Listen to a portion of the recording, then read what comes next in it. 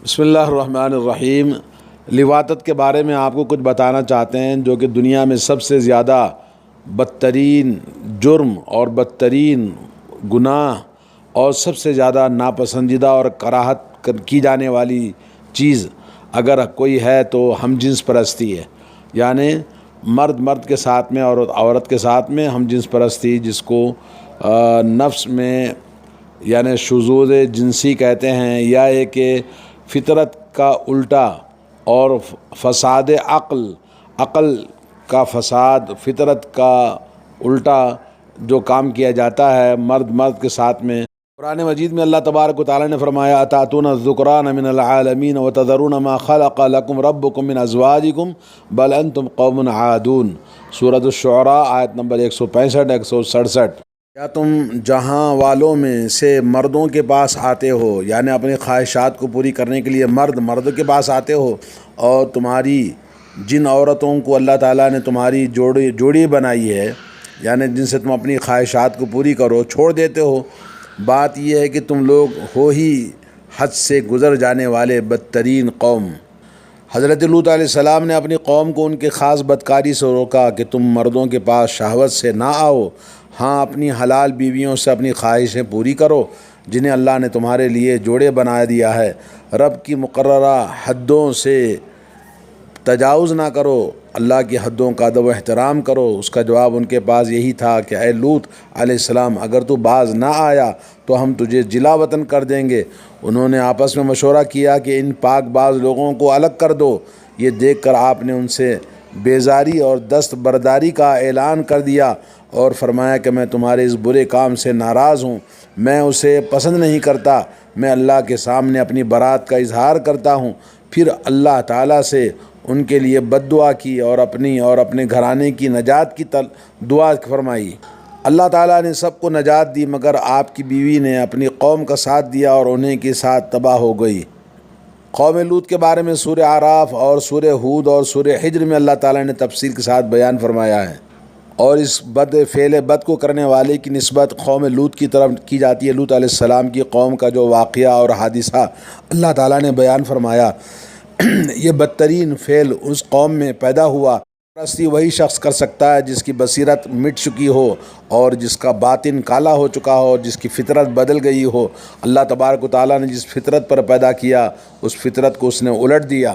جیسے کسی کے سامنے تازہ اور پاکیزہ اور بہت ہی لذیذ گوشت رکھا ہوا ہے، مگر اس سے ہٹ کر کوئی انسان بدبودار اور بہت ہی گندا اور بہت ہی غلیظ گوشت کھانے کے لیے لپکے، اور یہ انسان وہی ہے جو انسان اللہ تعالیٰ نے اس کے لیے عورتیں رکھی ہیں اور عورتوں کی رغبت رکھی ہے، مگر اس کو چھوڑ کر ناپاک، گندی اور بہت ہی بری اور پاخانے کی جگہ پہ وہ اپنی شرمگاہ کو رکھ کے خواہش پوری کرتا ہے۔ کیا ہی بدترین نجاست والا کام ہے، اور یہ فطرت کے الٹا اور طبیعت کے خلاف اور انسانی خباثت کی حد ہو جاتی ہے۔ حدوں سے آگے نکل کر یہ انسانیت کا ایسا بدترین عمل ہے۔ اللہ نے فرمایا ما سبقکم بہا من احد من العالمین، سورہ اعراف آیت نمبر 80۔ کہا کہ دنیا میں آج تک کسی نے بھی ایسا تم سے آگے فعل بدترین نہیں کیا ہے۔ ابن ابی دنیا نے حضرت مجاہد سے ایک روایت نقل کی ہے، شخص اس فعل بد کا مرتکب ہو جائے، ایسے شخص کو آسمان کا ہر قطرہ اور زمین کے ہر قطرے سے بھی اس کو اگر غسل دیا جائے تو وہ بھی ناپاک رہے گا۔ حضرت فضیل ابن عیاض کہتے ہیں کہ اگر لوطی کو آسمان کے ہر قطرے سے بھی اگر اس کو پاک کیا جائے تو اللہ تعالیٰ کے پاس جب جائے گا تو وہ ناپاک ہی رہے گا۔ اس کی اسناد حسن ہے۔ کے اوصاف جیسا کہ آپ نے سنا کہ یہ فطرت کا الٹا کرتے ہیں اور طبیعت کے خلاف اللہ نے مردوں کو عورتوں کے اندر رغبت رکھا تھا، لیکن یہ مردوں کو مردوں میں رغبت رکھتے ہیں۔ نمبر 2، ان کے بارے میں یہ ہے کہ ان کی لذت اور ان کی سعادت اپنی خواہشوں کو ایسے نجاستوں اور گندگیوں اور بدبودار چیزوں میں، پاخانوں میں ان کی خواہشیں اور ان کی سعادتیں رکھی ہیں۔ آب حیات مردہ ہو جاتا ہے۔ نمبر 3 یہ کہ ایسا بدترین فعل اور ایسا برا کام یہ کرتے ہیں کہ جس سے حیوانات بھی پرہیز کرتے ہیں۔ حیوانات کے اندر بھی ایسا بدترین فعل کبھی دیکھنے میں نہیں آتا ہے۔ نمبر 4 یہ کہ جب بھی یہ کرنے والا مرتکب لوتی، اس کے اندر آپ دیکھیں گے کہ ہمیشہ وہ فکری طور پر، وہ اس کے نفسیاتی طور پر ایسا فاحش انسان پریشان حال رہتا ہے۔ لوگوں کے درمیان بیٹھے گا تو وہ ہمیشہ لوگوں کے مردوں کو یہی دیکھے گا، جس کو دیکھے گا وہ ایسے ہی لوتی فعل کی نظر سے دیکھتا ہے، یا تو فاعل ہے یا تو مفعول ہے۔ اور نمبر 5 یہ ہے کہ یہ بہت ہی کم حیا ان کے اندر ختم ہو جاتی ہے، حیا، شرم و حیا کے نام کی چیز ان کے اندر نہیں پائی جاتی ہے، کیونکہ جو شخص اللہ تعالیٰ سے حیا نہیں کرتا، نہ مخلوق سے حیا کرتا ہے، ایسے انسان کے اندر نہ کوئی خیر ہے نہ کوئی شرم و حیا ہے۔ نمبر 6 یہ کہ ایسے شخص کے اندر مردانگی ختم ہو جاتی ہے، نہ اس کے اندر کوئی مردانگی ہوتی ہے، نہ کوئی ہمت ہوتی ہے، بہت ہی بڑا بزدل ہوتا ہے۔ نمبر 7 یہ کہ اللہ تبارک و تعالیٰ نے ان کو فرمایا فساق ہیں اور اہل سوء ہیں، انہم کانوا قوم سوء فاسقین۔ سورہ انبیاء میں اللہ نے فرمایا کہ یہ بدترین قوم اور فاسق قوم ہیں، فساق ہیں، بدترین لوگ ہیں۔ نمبر 8 یہ کہ وَأَنَّهُمْ مُسْرِفُونَ بَلْ أَنْتُمْ قَوْمٌ مُسْرِفُونَ۔ سورہ اعراف آیت نمبر 81 میں فرمایا کہ یہ قوم حد سے تجاوز کرنے والے، یعنی حدود الہی، حدود انسانیت، حدود مخلوق سے آگے نکلنے والی بدترین قوم ہے۔ نمبر 9 اللہ نے ان کو مفسدین کہا، نبی علیہ الصلوۃ والسلام کی زبان نے، قال رب انصرنی علی القوم المفسدین، اے اللہ میری مدد فرما اس فاسد قوم، مفسد قوم کے مقابلے میں۔ سورہ عنکبوت آیت نمبر 30 اور 10 نمبر یہ ہے کہ اللہ رب العالمین نے ان کو ظالم کہا، انا مہلکو اہل هذه القریہ ان اہلها کانوا ظالمین۔ فرمایا کہ ہم اس شہر والوں کو برباد کرنے والے ہیں، ہلاک کرنے والے ہیں، کیونکہ شہر والے سب کے سب ظالم ہیں۔ کیجئے کہ اللہ عز و جل نے کتنے بدترین صفات سے اپنے کلام پاک میں ان کا ذکر فرمایا۔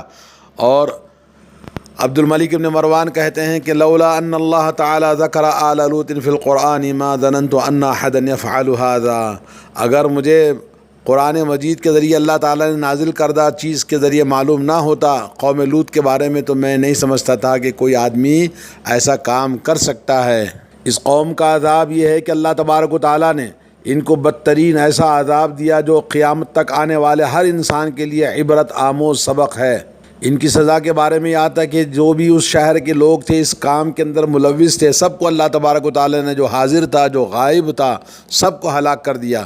اور ان کے بدترین عذاب میں سے ایک کہتے ہیں، ایک تاجر آدمی تجارت لے کر باہر گیا تھا، حرم میں موجود تھا، اور ایک پتھر آسمان میں 40 دن تک انتظار کرتا رہا۔ جب وہ واپس لوٹا تو پتھر اس کے اوپر گرا، عذاب سے وہ ہلاک ہو گیا۔ علامہ جوہری کہتے ہیں کہ اللہ رب العالمین نے پتھر کو پہلے جہنم کی آگ سے بنایا، اور اس میں پتھر میں اس قوم کے ایک ایک کا نام لکھا ہوا تھا، اور اس قوم پر ایک ایک بعد دیگرے برابر مسلسل گر رہے تھے۔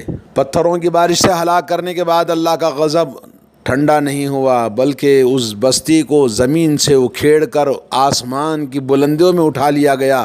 پھر اس کے بعد اس کو ویسے الٹ دیا گیا جیسے روٹی کو الٹ دیا جاتا ہے، حتیٰ کہ اس کے الٹنے کی شکل اور اس کی آواز کو فرشتوں نے کتوں کے پکارنے اور گدھوں کے چیخنے کی آوازوں کو سنا، جیسا کہ اللہ تعالیٰ قرآن مجید میں فرماتا ہے فَلَمَّا جَاءَ أَمْرُنَا جَعَلْنَا عَالِيَهَا سَافِلَهَا وَأَمْطَرْنَا عَلَيْهَا حِجَارَةً مِّن سِجِّيلٍ مَّنضُودٍ۔ جب اللہ تعالیٰ کا عذاب آیا تو اللہ تعالیٰ نے اس بستی کے اوپر کی نیچے کر دیا، نیچے کی حصے کو اوپر کر دیا، اور ان کے اوپر پتھروں کی بارش برسائی، ایسے پتھر جو لکھے ہوئے تھے اس قوم کے ہر ایک کے نام۔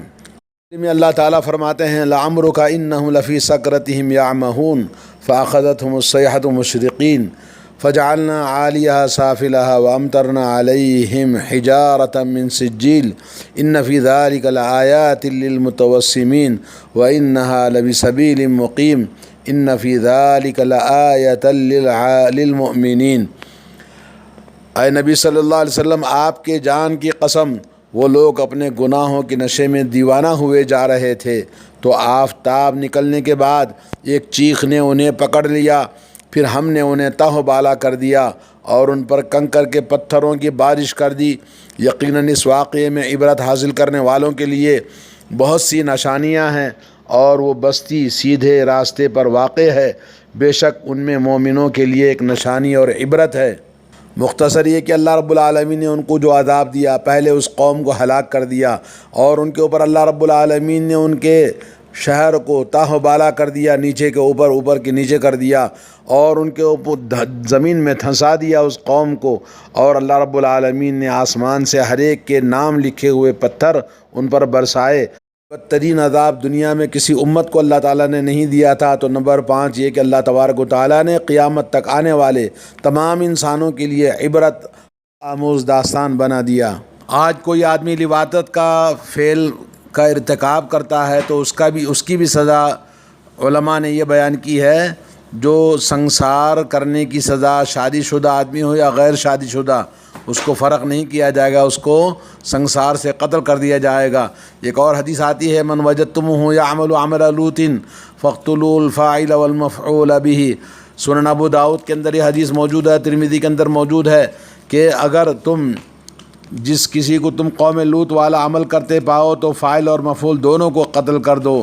رضی اللہ تعالیٰ عنہ سے مروی ہے کہ جو بھی عمل لوط کرے گا اس کو رجم کر دیا جائے۔ امام شافعی رحمۃ اللہ علیہ نے اس سے دلیل دی ہے کہ رجم کرنا لوطی کے لیے جائز ہے، چاہے وہ شادی شدہ ہو یا غیر شادی شدہ ہو۔ اور حضرت خالد بن ولید کے زمانے میں ایک واقعہ ایسا ہوا کہ عرب کے کسی کنارے کسی مرد نے کسی مرد کے ساتھ شادی کر لی، تو انہوں نے ابوبکر صدیق رضی اللہ تعالیٰ عنہ کو خط لکھا، اور حضرت ابوبکر صدیق نے صحابہ سے مشورہ کیا، تو ان مشورہ کرنے والے صحابہ کرام میں سے حضرت علی بھی موجود تھے۔ انہوں نے کہا کہ جس قوم نے بھی یہ کام کیا ہے، اللہ عز و جل نے ان کو جس طرح دردناک عذاب دیا ہے ویسے ہی اس کو دردناک عذاب دیا جائے، اس کو آگ میں جلا دیا جائے۔ چنانچہ اس کو حضرت ابوبکر صدیق نے آگ میں جلانے کا حکم دیا، تو حضرت خالد نے اس کو جلا دیا۔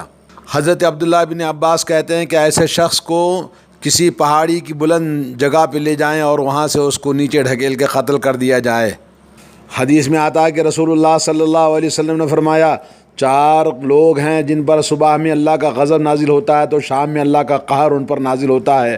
حضرت ابو ہریرہ رضی اللہ تعالیٰ عنہ نے رسول اللہ صلی اللہ علیہ وسلم سے پوچھا، من ہم یا رسول اللہ، یہ کون 4 بدبخت ہیں؟